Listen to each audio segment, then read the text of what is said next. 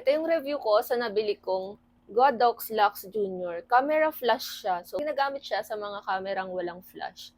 Papakita ko sa inyo kung anong itsura nito at anong mga functions nito. Ito siya. Gagamitin ko siya sa camera kong Sony ZV-E10. So, ganito siya ikabit. Then, ito, iniikot dito. Ginagamit siya pang distance. Depende sa layo ng flash. Ayan. Di ko rin masyadong gamay pa to, pero i-figure out ko pa to.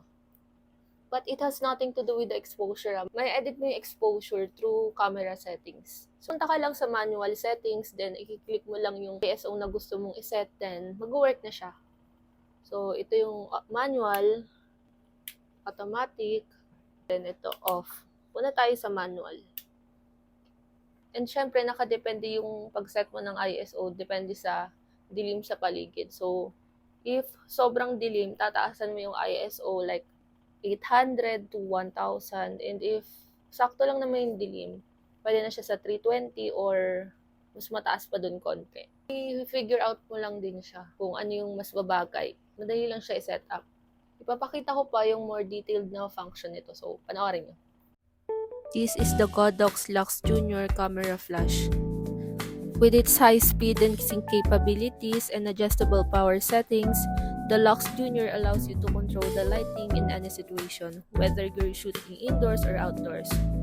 Its user-friendly interface controls make it easy to use so you can focus on capturing the perfect shot without any distractions. With the Lux Junior, you can create stunning lighting effects and enhance your images with ease. Whether you are a professional photographer looking to take your work to the next level or hobbyist looking to enhance your skills, the Godox Lux Junior Camera Flash is the perfect tool to help you achieve your creative vision.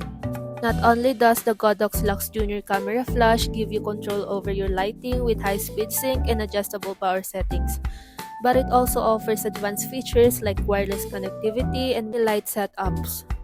This flash is designed to help you take your photography to the next level.